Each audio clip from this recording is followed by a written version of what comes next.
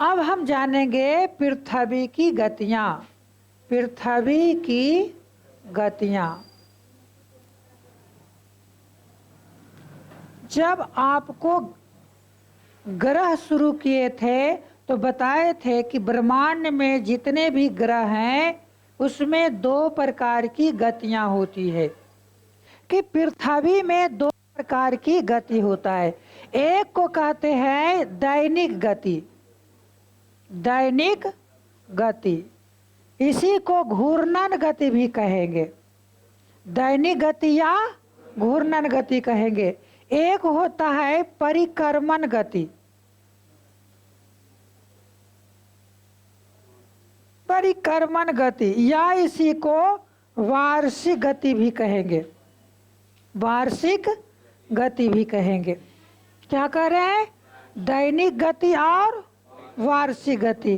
पृथ्वी जो है, जो अपने अक्ष पर, अपने अक्ष पर 23 घंटा, आगे बोलो, 56 मिनट 4 सेकेंड में, 23 घंटा 56 मिनट 4 सेकेंड में अपने धुरी पर एक चक्कर लगाती है। इसे हम क्या कहते हैं? घूर्णन गति या दैनिक गति।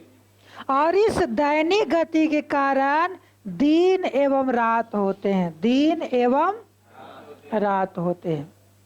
क्वेश्चन आएगा कि पृथ्वी के किस गति के कारण दिन रात होते हैं? तो घूर्णन गति या दैनिक गति के कारण। दैनिक गति 23 घंटा 56 मिनट और 4 सेकेंड, लगभग 24 घंटा, लगभग 24 घंटा। अब दूसरी बात है वार्षिक गति। क्या है कि पृथ्वी अपने अक्ष के साथ साथ सूर्य की भी परिक्रमा करता है या सूर्य के चारों ओर भी चक्कर लगाता है, उसको वार्षिक गति या परिभ्रमण गति कहते हैं।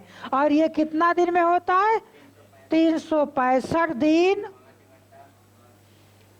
5 घंटा 48 मिनट और 46 सेकेंड में। 365 दिन 5 घंटा 48 मिनट और 46 सेकेंड में ये सूर्य का एक चक्कर लगाती है, सूर्य का एक चक्कर लगाती है, जिसको वार्षिक गति कहते हैं। और इस वार्षिक गति के कारण मौसम परिवर्तन होता है। क्या परिवर्तन होता है? मौसम परिवर्तन होता है। और क्या हो सकता है? वर्ष, वर्ष में परिवर्तन होता है, इस वर्ष, दूसरा वर्ष, तीसरा वर्ष। तो मौसम परिवर्तन या ऋतु परिवर्तन किसके कारण होता है? वार्षिक गति के कारण होता है। दिन रात किसके कारण होता है? घूर्णन गति के कारण होता है। लेकिन पृथ्वी की जो गतियां है, वार्षिक गति है, वो गोल गोल नहीं घूमती है, बल्कि सूर्य के चारों ओर दीर्घवृत्ताकार पथ पर चलती है।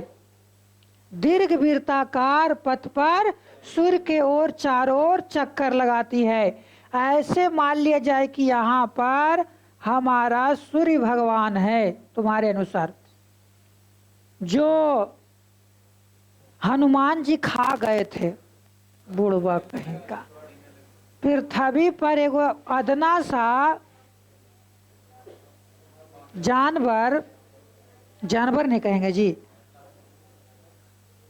अब लोग किसी की भावनाएं आहत हो जाती है ऐसे में। हाँ, कहेगा कि हनुमान जी के तुम जानवर बोलेगा, तो मैं क्या बोलूं? तुम ही बता दो क्या बोलूं? भगवान बोले,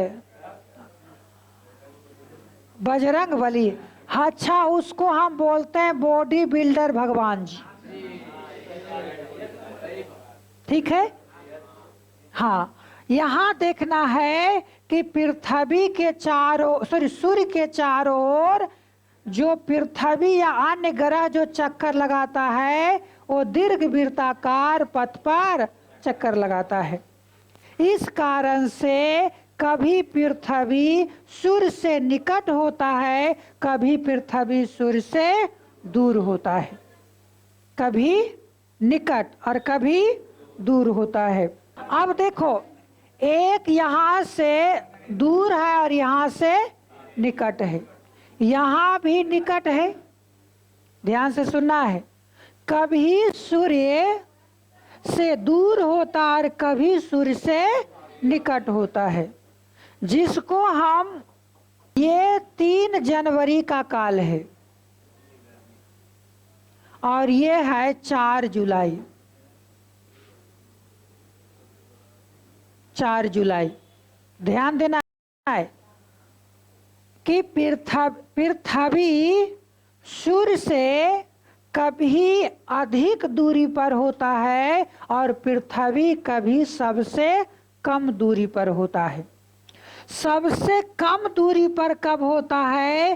3 जनवरी को, जिसको उपसौर कहते हैं।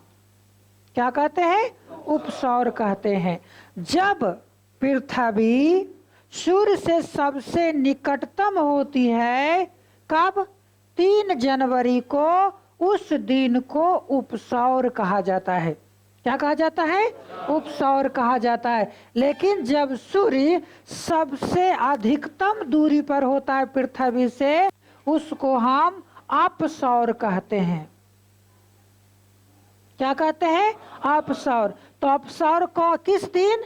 4 जुलाई को। अपसौर 4 जुलाई को। अपसौर किस दिन? 4 जुलाई को। उपसौर किस दिन? 3 जुलाई को। उपसौर किसको कहेंगे? जब सूर्य और पृथ्वी के बीच सबसे न्यूनतम यानी कम दूरी होगा तो उसको उपसौर। किस दिन कम दूरी होगा? 3 जनवरी को। सबसे अधिक दूरी कब होगा? 4 जुलाई को। 4 जुलाई को क्या बोलते हैं? अपसौर।